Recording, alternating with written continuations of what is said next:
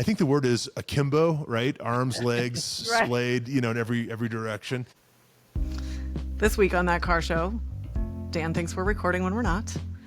It's been a big 48 hours for car news. Dodge pulls the Charger Daytona RT EV. The charger plug. Charger plug. There you go. Pulls the plug on the Charger Daytona RT because of lack of interest. Honda pivots back I'm to shocked. hybrid from EVs. Sorry, trying to And keep the joke going. saddest of all, Porsche ends the 718 and Boxster 718 Cayman and Boxster production this year. So Yeah. pour one out for those. Yeah. I had an epic Southern California car day with a Shelby event in the morning and the Zenvo Aurora reveal in the evening. Dan looks at copious amounts of wagons at the Peterson. We had some listener questions. Ryan got to drive a Ferrari 355. And you can read more about it in his latest article for Autoblog out this week. The longest intro ever for the shortest episode ever. I love it. Is that it? That's all. All right. The end. And now you don't have to listen to the show. So welcome to this week's That Car Show. The gang is back together for another cruise show. And we're going to kick things off with a bit of a good news, bad news. So let's start with some good news. The good news is that Ryan has had a discount on his car insurance and finally is now going in the right direction. Isn't that right, Ryan? Yeah, $30 a month, which I know is nothing. That's a cocktail and a half probably in LA, if that. But $30, though, right? Yeah, it's $360 a year if you're following, it's just I wasn't expecting to see that. You get the this is how the insurance companies do it now. They send you an email and they say, oh, you've got your policy has renewed, but if you want to see what it was renewed at, you've got to find your password, log in, right? And I was just so shocked to see that it actually gone down. And then I was reminded that I'll be turning 50 here in the next 6 months, and I guess it's one of the few benefits of getting older. One of the perks. One of the You mean perks. besides the life experience and wisdom you've gained? I must be in the prime of my driving life, though, right? I'm the safest. I'm the Less of a risk to everyone else. exactly, On the road. and that's. I mean, it's amazing. Any of us are here, I suppose. But it's yeah. I don't know. It's the little things. As you get older, it becomes the little things more and more, right? Right. All right, so we're all going on vacation. There we go. Ryan's paying for the cocktails as long as it's not in Ryan's LA. treat. I know a place in Brownsville, Oregon that we can. There we go. You get a burger and a pint for $30. That's wouldn't right. you? Well, and now that you guys have performed there, we have an insider secret, right? I think we need to go back to collect those tips, don't we? I do wonder how that show went after we left. Yeah. I think it might have been worth sticking around to find out. I know. Seeing if, somebody didn't show up and they're like, you guys are up. Yeah, all right. Do you know how much alcohol that would require? Hey, sometimes you got to do it for the plot, though. You're like, what? In fact, we are the comedians. Right? Point me to the stage. Next time. Next Next time we'll the three make of us are traveling together, Lindsey, that'll be our opportunity. Oh, yeah. go to the comedy store in LA and Yes. on open night. Yes, Open let us mic right in. night. You're So like, bad you're news. So absolutely good right. news, bad news. Bad news today. There has been a significant announcement from Stuttgart. And actually, as a result of this announcement, it may push Ryan's insurance back up. Yeah. So what have Porsche How it said? goes. Yeah. Porsche has announced, a spokesperson from Porsche confirmed that the 718 Cayman and the Boxster will cease production later this year. We knew it was coming. Pour one didn't we? out. Yeah. Yeah, Well, and crazy. would you like to know why? Are they blaming tariffs? Because it seems like everyone is blaming tariffs. No, they are blaming cybersecurity. Oh, that's really? right. So here's the background. So on July 1st, 2024, the UN passed regulation number 155, so UN R155, went into effect requiring automakers to integrate specific cybersecurity protocols in all vehicles sold at large volumes. Oh. Additionally, the regulation requires that automakers must maintain an audit-ready record at each step in the development, showing all privacy measures that were implemented. Porsche would have to completely re-engineer the Boxster and the Cayman in order for these models to be in compliance with the regulation, which is much too costly given the timeline for the launch of the EV 718. So it's not economically viable for them to go back and completely redesign both of those cars. And they also can't scrap all the development they've invested in the EV 718s. So unfortunately, it kills those two models. And I take a look at my GT4 here, and I think it's a pretty basic car, right? Like, it's not like some technology-laden thing like, a Tesla or something, right? But maybe that works against it because you can't back engineer or whatever in the same way either. Well, and I think, people joke about like the cars are now computers on wheels, but we all know how much software is in the cars at this point, and a lot of it we don't see, obviously. But I mean, I know when I was at the automotive tech company, when I was at Zenvo up here, like that was a big deal. We qualified for some certification where we had met all the requirements. We were being safe with the data. And we were just producing a part of it. And it was a huge deal for us to achieve that. So to have to certify the entire car, I can imagine. And when you think about to have to maintain an audit ready record that's available and current at any moment, that could necessitate the creation of an entire department almost, for the company to stay in compliance. So of all the things I thought would put the final nail in that coffin, I didn't think it was going to be cybersecurity. The robots are running amok and destroying some of our favorite cars. I guess so. It does pose the question, though, because a lot of the parts are shared, aren't they, between the 911 and the... So how is it that the 911 meets those requirements? And I mean, it could just be like if they looked at the whole landscape and they said, okay, we can afford to keep some, but not all. Yeah. That would be my guess, especially because they're so far into the 718. Yeah. I think that 8 played years. a role in it. Yeah. Yeah. You can't, to try and justify that as a company, like we're just going to toss that out. That doesn't work either. Right. Big decisions, aren't they? Despite the 982 nomenclature, right, it's not really aligned with the 992. It's like a half generation behind. So that was always interesting, too. They never really, another story for another time. I don't want this to turn into a Porsche podcast, but yeah. What? Wait, what do you mean going to turn into one? I think we're there. I think that is the single most common thread in the feedback we get, that I talk too much about Porsche. You know Let's go back to good news, shall we? Yeah. Well, we have, in the last 48 hours, we have the two other news items. They're both bad news, though, aren't they? Both bad news. So here, why don't we get them out of the way? Okay. Just briefly, Honda has announced it's switching its focus from EVs back to hybrids. And Dodge, there was not enough interest in the electric Charger Daytona RT, so Dodge has announced that will not be happening either. And back to you with the good news, Dan. Surprised? Yeah. These are like common sense statements, aren't they? It's like, we knew as consumers, it took a while for the car companies to catch up. Yeah. If they just called that car show, we could have saved them a lot of trouble. Right. Available for consultancy. Right. 1-800 that car show. That's right. We have all the answers. Yes. All Back right. to good news. So by the time this podcast is out, our very good friend Jorge Aquino and Tormenting Tarmac will have released, I think we recorded it a month ago, wasn't it? Even more, maybe. Yeah. It was mid-April. Yeah. So more than a month. So that episode, so if you want 2 doses of us this week, then listen to Tormenting Tarmac and That Car Show. Yeah, I think it'll be fun. I do remember at least 2 of us were very, very tired that evening. That said, Jorge promises that it's a fun episode. So a banger, I think. A banger. Banger. A banger. Yes. That's the metric. If Jorge says it's a banger, that's how you know it's good. Not mid, right? No.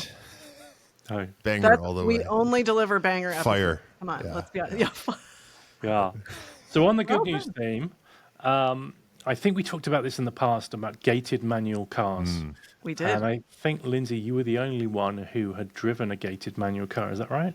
I think that's correct. I drove a friend of the show, Mark Foster's 308, and that was the first gated manual I had driven. Yeah. So now I'm the odd one out because Ryan, you lived a boyhood dream this week, didn't you? I did my best at living that dream.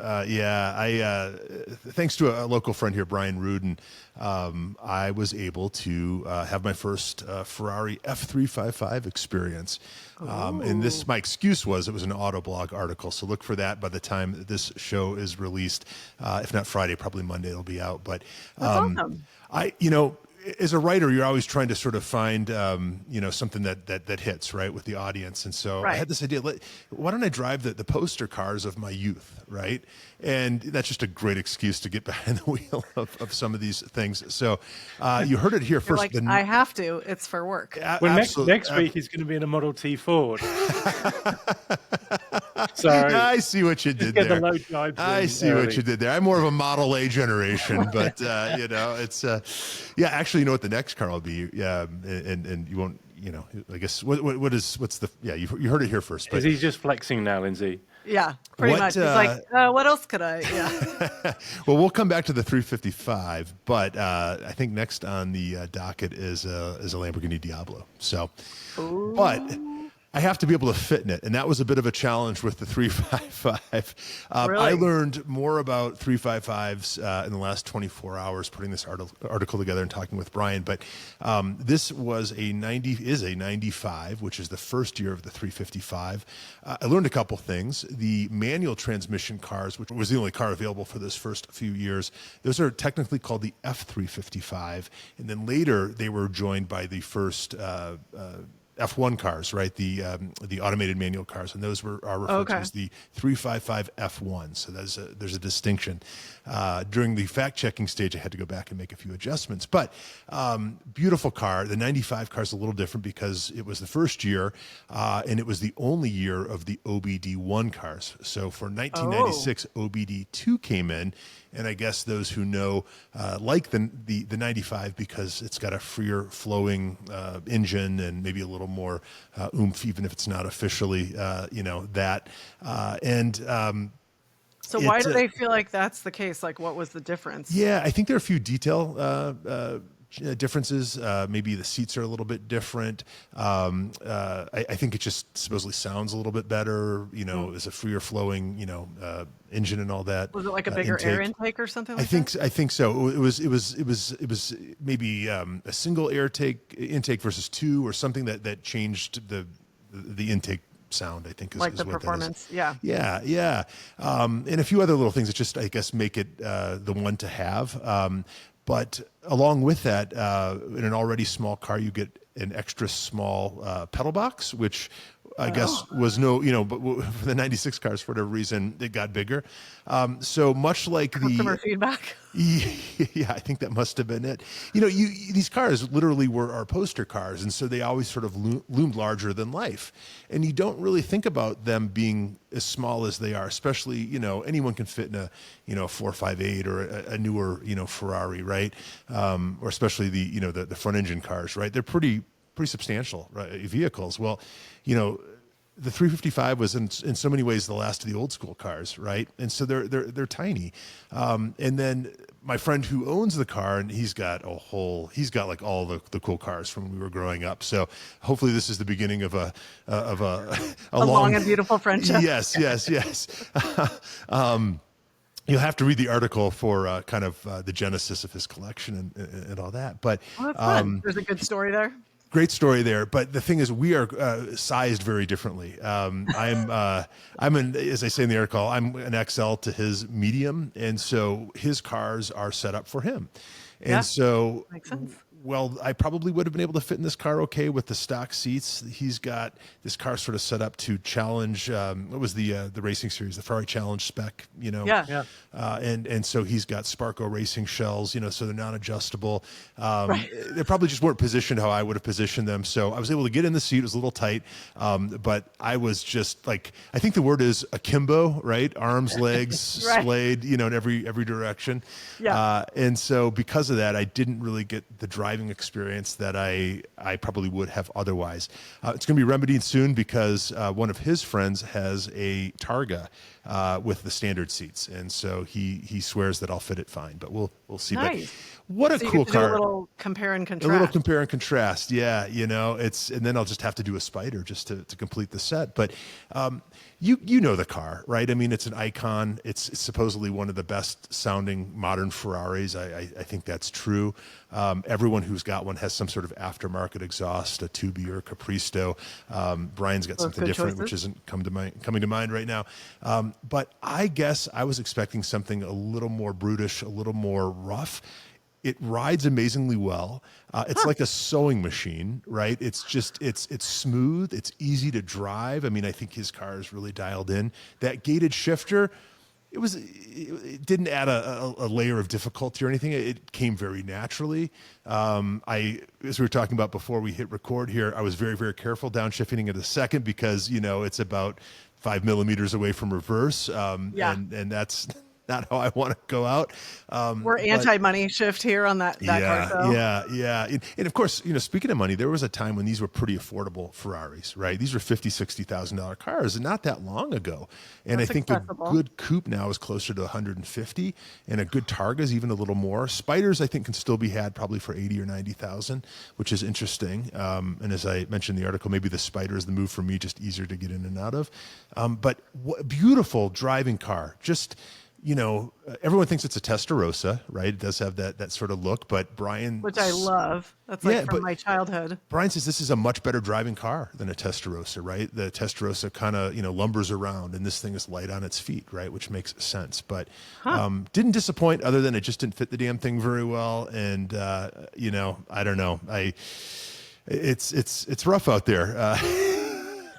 Now, granted, it's not just the height. If I lost 40 pounds, it'd probably fit me a lot better too.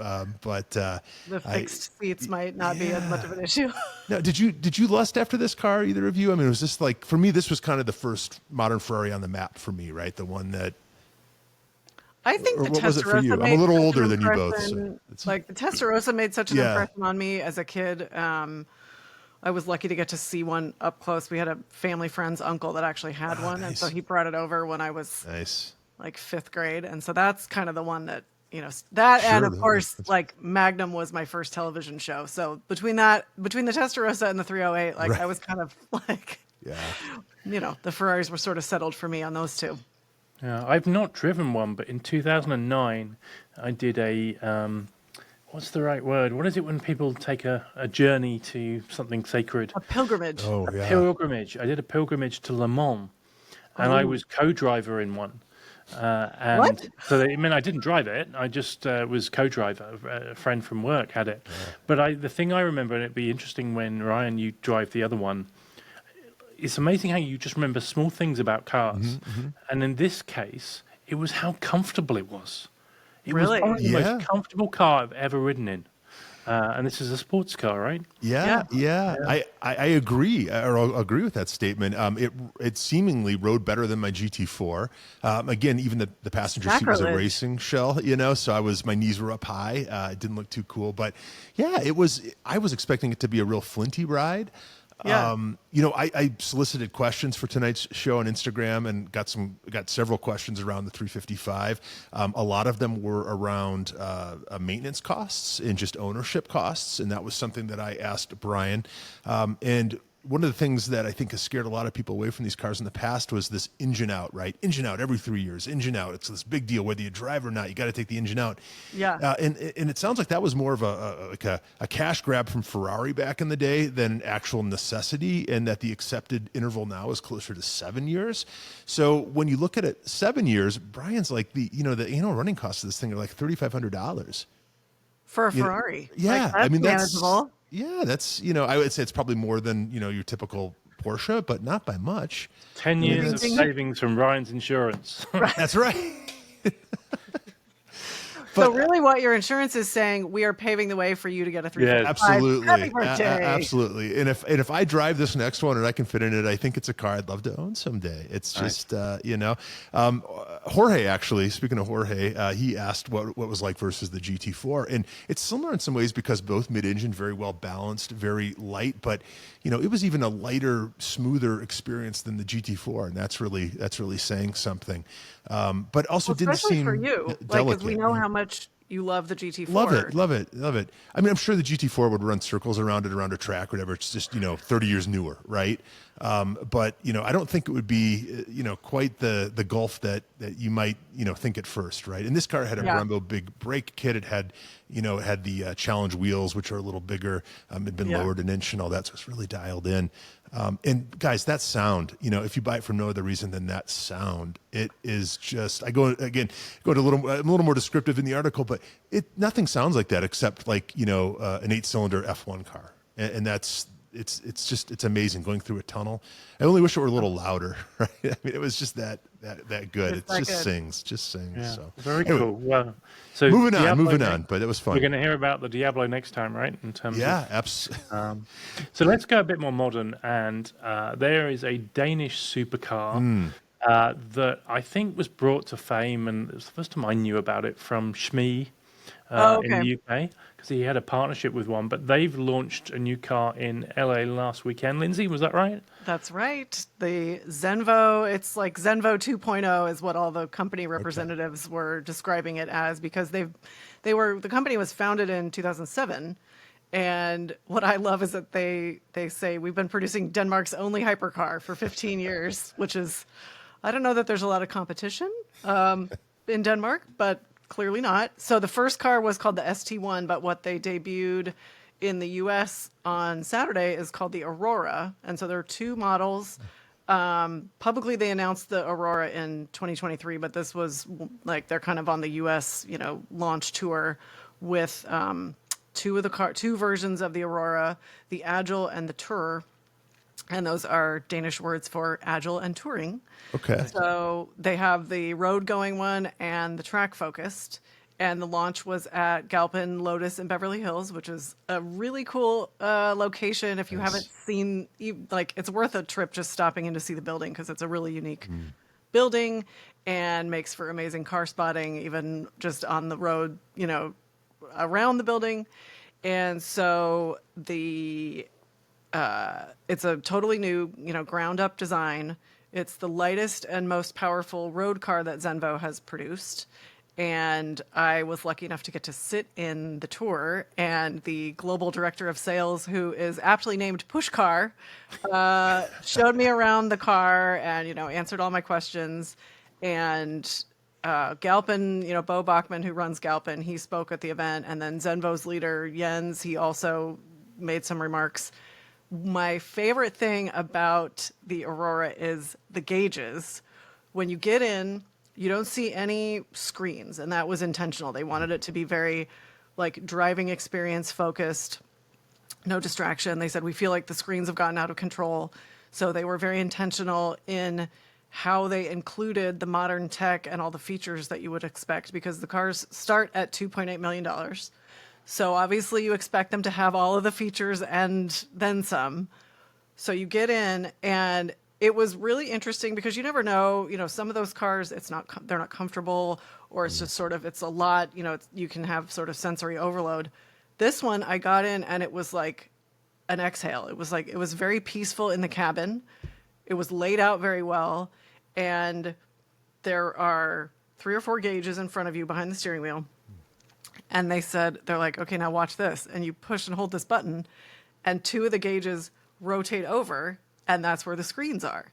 And so you have CarPlay or Android Auto. So you have all the features you could want. You have Bluetooth, maps. You have all the car, tire pressure, all of that.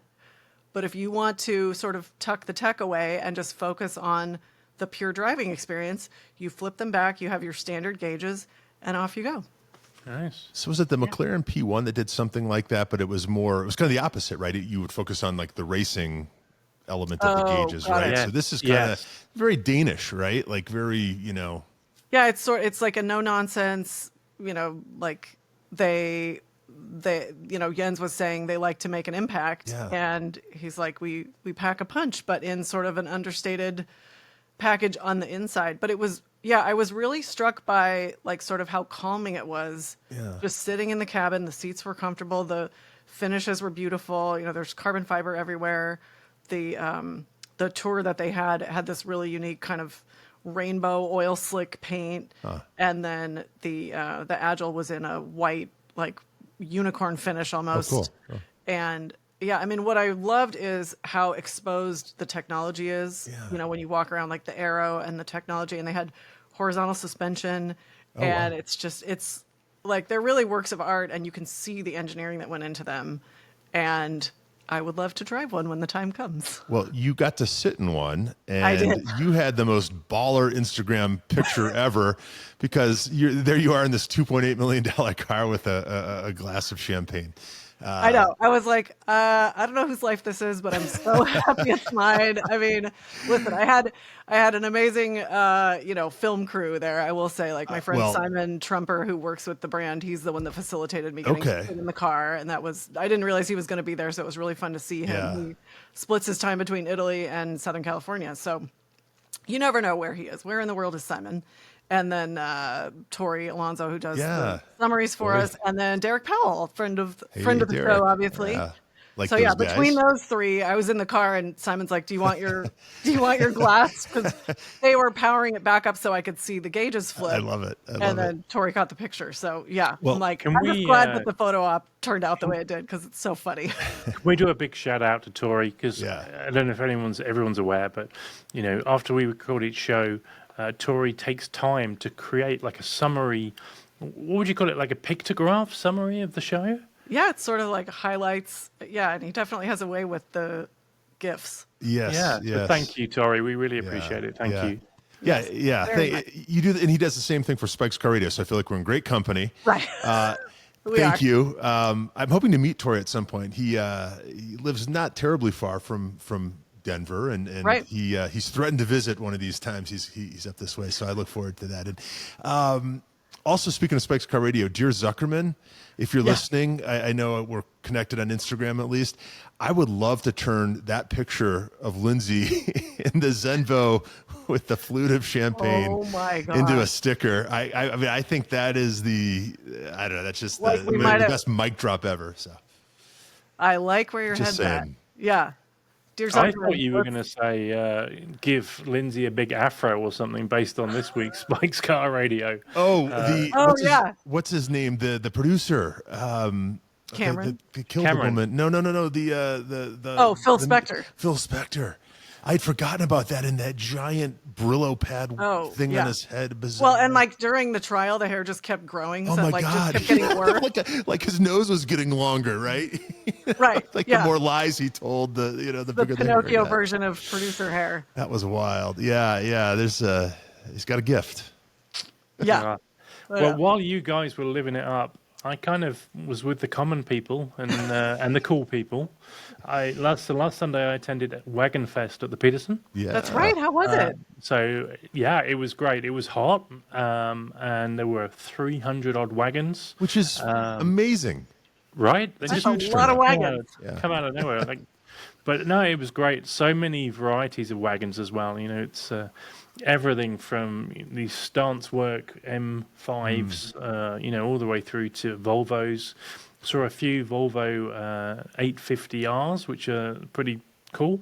You Yeah. don't see those anymore, right? Those were so neat Yeah. when those were new. Yeah. And Matt Farrow was there. He turned up with his Taycan, and Nice. and that was one of the show cars, which was pretty cool. Yeah. I think with he made the new- sticker or the poster or something, right? He did. Yeah, I Yeah. think it was a sticker. And it's new, HRE wheels? Yeah, they Nice. look pretty sweet, actually. They really Nice, do. nice. I got to see it at Airwater, I think right after they were put on, and it looks so good. Yeah, it's Polestar Yeah. could use some of those. Just HRE, hello? Yeah. yes. Hello, HRE. Actually, Standing by to take your call. I- So what were your top 3 favorite wagons at the event, Dan? someone turned up really early on with the E46 M3 wagon. So What? I think Oh. it was a Cars and Bids car. Is that the right? one, like, they put it together? It's like a tribute to the E46. Yeah. Because they didn't make No, a wagon. right. Yeah. Yeah.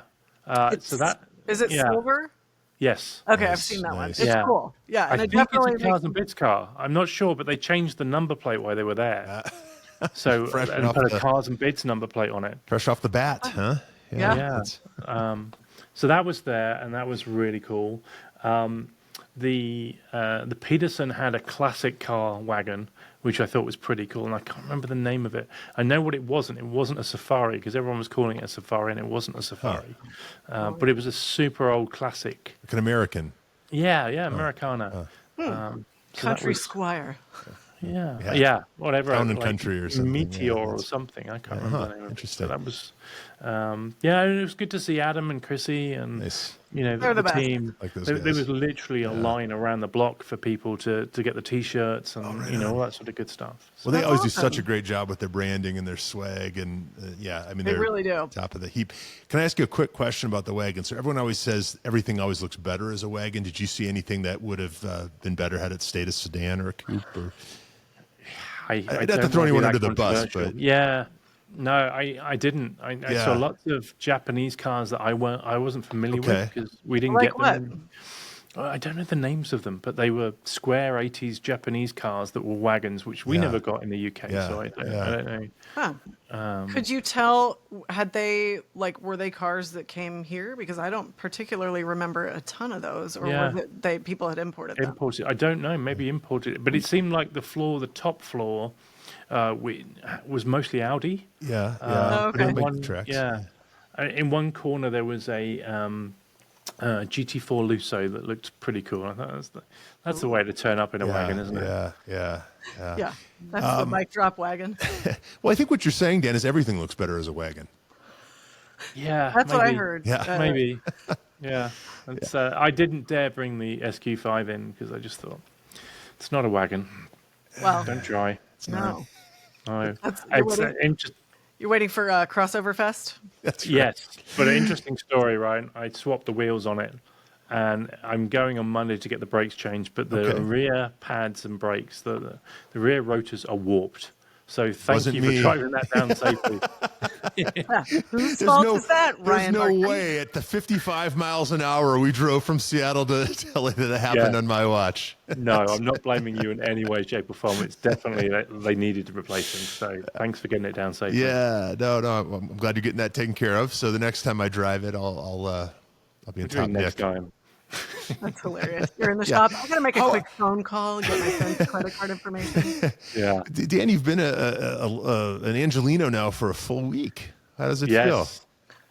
It's great. The weather is so much better than Seattle. Sorry, Lindsay, I know that you split your time. So the weather's great. I've been working hard, so I haven't seen a lot of daylight. But I did read where I'm living. There's a rooftop, and I got hold of the latest copy of Magneto. Oh, hey. And if you guys aren't familiar with it, it's a really high-end print magazine with lots of articles. And they do a summer edition. And the summer edition is focused on Formula One, but it's been done in such a good way that it's not like if you don't like Formula One, you're not going to be able to read this thing. Got it. But our good friend Bassam has got an article in there, and it's all Nice. about the Ferrari F50. They went to take it racing, and they built prototypes, and these cars are they were almost comparing it to the 250 GTO in terms of how rare and how how special they are. So if you get a chance to see the magazine, grab a copy. That's super cool. absolutely. And congrats to Bassam. That guy gets around. I mean, that's pretty rarefied air where they're like, you know what? The only comparison is a 250 GTO. Yeah. That's awesome. That's awesome. Do you subscribe, or was this? I managed to find a copy. Okay, manager. Okay, yeah. He's got the We should be hookup. so, He knows we the should guy. be so lucky. Yeah. Awesome. Well, that's a good recommendation. Yeah. Yes. More. We need all more kinds of poolside friends pictures with of you. That's the last thing you want. Oh, come on! You guys, But and it's a great place to go read. embrace your new hometown. You know. Yeah. It's It's So, a great okay. city. So Bassam's article's in Magneto, and Ryan, your next article's coming out tomorrow, you think? On Autoblog? in Autoblog, not quite the same, but Hey, You both wrote articles. 1,000 words. Ferrari 355, the 944 of the Ferrari world, as one of the commenters earlier tonight told me, which was a joke. It was a joke. How dare they? Yeah, no, it's a great car. Not an F50, but I am also not Bassam. So now you know. Not yet. Yeah. Moving on. I know. Yeah, what's next? So I think there was some stuff around Shelby, wasn't there, Lindsay? Yes, Saturday was a big day. Saturday was very emblematic You do it of... all. Yeah. I'm exhausted, but I'm happy to be here. Yeah. Saturday was very emblematic of the Southern California car scene because there was an event in Irvine. It was the Carroll Shelby tribute that they do every year. Team Shelby does. And this year it was celebrating 60 years of the GT350. And there's a venue in Irvine called the Segerstrom Shelby Event Center. And it's a private collection, but they've put together basically a museum, but it's an event venue also. And so they opened up the museum. And they actually were able to close a couple streets, which is no small feat in Irvine. And they had 150 cars. And Aaron Shelby was there, Vince LaViolette, who's been the chief designer for Shelby American for 24 years, Pat Bondurant, who's Bob Bondurant's widow from the Bondurant School in Arizona. And she's very, active in the community. But it was funny because on the way there, we were waiting to turn, and all of a sudden there were McLarens and Lambos coming at us on the main street, and we're like, what's going on? And then again, my friend Simon, who was at the Zenvo event, he was apparently at the Shelby event, and we totally missed each other. But he said, yeah, I came from the McLaren event, then went to the Shelby event, then went to Zenvo. And so there were 150 cars. One of the cars that was really cool was they did a Knight Rider reboot in 2008, 2009. Yes. And so Cinema Vehicle Services, which has built a lot of the movie cars for, the last few decades, they actually it was a Mustang that they built the new Knight Rider. So that car was there. And then the Segerstroms have quite a collection of Ford and Shelby Mustangs and then Cobra tributes. My favorite part of it was that I actually got to drive one of the 289 Cobras. Oh, finally. To move it. Yeah. So it's the one that I drove. Oh, it is. Last Okay. June, Oh, that's right. That's but right. because when I drove it last June, I caught the bug. So when I heard that they were moving it, even though it was just like a matter of yards, I'm like, yes, it. I'm ready. I love it. I love it. Put me in. It's the 427 that you still need to. Yeah, that one I have not driven yet. Okay. All right. I mean, I want to try it. Yeah. I love the 289. Yeah, I do too. There's something about it that, and from people who have owned both, I've heard the same thing. So I have too, and I'm surprised. A lot of times in America we always say bigger is better, but the 289, it's like the proportions are so good, and obviously I will do my research and drive the 427, but just the driving experience of the 289, it's like perfectly sized. When I drove it last June, I was like 30 seconds into it, and in my head I went, I get it, and I'm like, uh-oh. And then I said to myself, like, well, if I never go to the track again, this is fine as long as I can do this every Saturday. Nice. it's good. It's a sweet life. I could do a lot worse, Yeah. You talked about Bondurant, the school, which is now called Radford. Right. So I'm heading out there in the middle of June for 2 days. Ooh. For driver what are you training. going to do? I believe I'm being told I have to go and do 2 days driver training, where you learn car control and all that sort of good stuff. How to deal with ABS and all those brakes and stuff. So looking forward to that. Nice. Although it might be quite hot in June. It is going to be warm in Arizona. Yes. Arizona. But hopefully I'm going to catch up with Jorge as well. Yeah. So that'll be fun. good. I hope so. Well, I look forward to hearing what your experience is. I haven't been to Bondurant or Radford now, obviously, but I've heard it's so much fun. I know people that went a couple of years ago and they had so much fun. They ended up adding more days while they were there. Wow. That's saying something, right? Like, sometimes you're so exhausted that you don't, Right. But you want more. Or it's like the track. You don't click with the track, who knows? But yeah, I've heard it's amazing. So I'm excited for you to experience it, and you can bring it back and share it with the rest of us. Absolutely, very cool. That's what's going to happen, Lindsay, is we're just going to be hanging out at home one night, me here in Denver and you on the West Coast. And wherever the I phone's am, going to ring, and it's going to be Dan and Jorge on speakerphone. Drunk. Hey, you get a cheap flight. Love you guys. Right. I love it. Hopefully I on love it. FaceTime so we can fully appreciate whatever Of course, shenanigans of are course, going on. of course, of Yeah. course. Oh, hey, I'm coming. Yeah. Get ready. Start training now. Absolutely. How is everyone's weekends looking? Let's see. I think it's going to be more sort of Memorial Day barbecue focused rather than Yeah. car stuff. But, Okay. stuff always pops up, right? What about Yeah. you guys? I've got a car thing. Shout out to our friends at Avance. Again, we, of course, have a chapter of Avance here in Denver, led by Abel Fong. And they've got an event at the Discount Tire in Littleton, Colorado. Discount Tire is now a partner of Avance, and I think all members Nice. get 10% off. And if you're in town or anywhere near here, show up. I'll be there. A lot of our friends will be there, friends of the show. And also, they're giving away a $500 Discount Tire gift card to someone in attendance. So if you need tires for spring, Whoa. this is probably not a bad move. So You hope to should see you take there. Dan McGuinness with you. Yeah. That's true. This is our friend who kind of seems to win every. Yes. Everything. Yeah, He has a Dan, way why don't with you the stay home? raffles. Yeah. Yeah. Or come and maybe some of that will rub off on the rest of us. But Right. might look a little Okay. funny if I won the thing, though, right? So No, I mean, not that'd at all. be a good story. I know. yeah, I love it'd that. be nice. It'd be nice. I So- love that Dan is known as like we all introduce him as. Do you remember that guy that won the GT4? Right.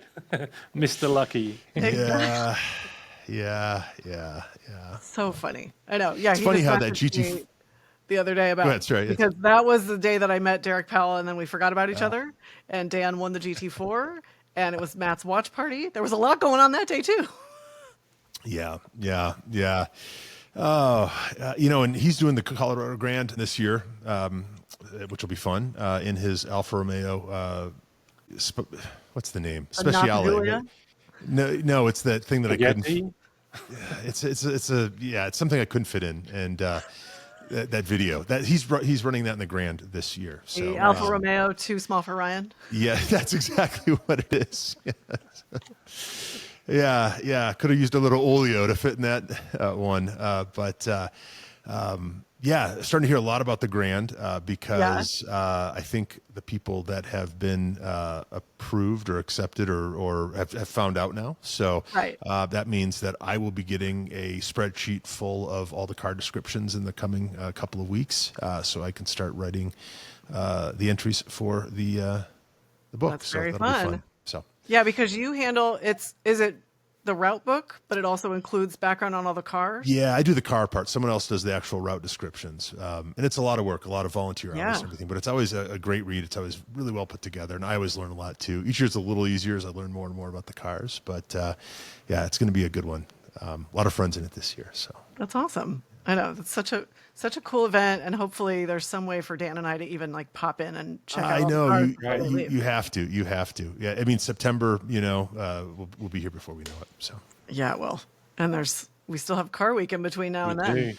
Oh God, we have some talking to do, guys. Yeah. It's, There's some schmoozing and some convincing, haven't we? yes. But we're available to do podcasts at Car Week if anyone's listening. That's true. True. That's very true. Yeah, we can do some that car show live. Yeah. Yeah. If you're listening, Bentley or Yeah. I don't know, Zenvo or Yeah. we're available to Yeah. help really bring a better experience to. How do you differentiate compared Absolutely. to any other car man? Well, they don't have a podcast, do they? Right. right. It's all about the experiential, and truly, what's more experiential than three of us? Yeah. We're going to bring that car show flavor to your brand. That's right. Exactly. Elevate it to the next level. Speaking of experiential and all that sort of good stuff, I know we've been asking our audience to let us know who they think we should have on the show. And I just want to say, let's keep that coming because it's bringing ideas to the three of us that we hadn't thought about.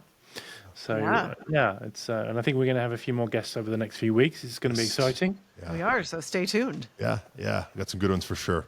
There's always end up being like such fun, right? They're not interviews, right? I know sometimes people, I don't want to listen to the guest episodes of whatever podcast, right? Because it becomes they're in interviews. This is just this is like another enthusiast just hanging out with us and having fun. Right. And It's just more time with friends or getting to know Yeah. people that we've met that we haven't had time with. And just, it's more of this just with a guest. that's right. Yeah. They tend to be really cool people too, which is, Well, I mean, they know us. Come on. that's right. Anything else, gang, that we wanted to talk about tonight? Man, I think This I is a think short we covered it, show, right? but I know We're just getting efficient Austin. at sharing everything. That's right. Well, I hope to see you at in Littleton, Colorado, at Discount Tire Saturday morning. And if you have any questions, DM me on Instagram or go to Avance Denver on their website. So That's awesome. It'll be fun. You'll have to tell us about it next week. absolutely. Yeah. Who's Dan? going to give us the phrase? Ryan, you want to take it this week? Phrase that pays. Yeah. All right. Well, hey. Chicken. But sorry, by the way, that intro you did last week, Dan, was epic. So if you haven't gone back and listened to last week's show, you need to listen to it just for Dan's intro. But Yeah, it was like, just let me clarify that for a minute. It's like, let's do a test run, then we'll record it. And you bastards screwed me over. yeah, I'd like was to note I perfect. have nothing to do with the editing of the show. that's Exactly, Ryan. and I think We're it's not your turn bored, bro. tonight, Lindsay, by the way, to do the intro for this. Don't listen to him when he says do the test run. Right. This is like that episode of I Love Lucy where they're like, ha ha ha, don't tell her we're actually live. Can you imagine back then when everything was just live, right? Yeah. Editing wasn't an option. But anyway, all right. Let me see if I can remember our phrase. We're That Car Show. And until next week, always be driving. I'm Ryan in Denver. I'm Lindsay in Seattle. And Dan in Los Angeles. Look at that. And we'll see you next week. Night.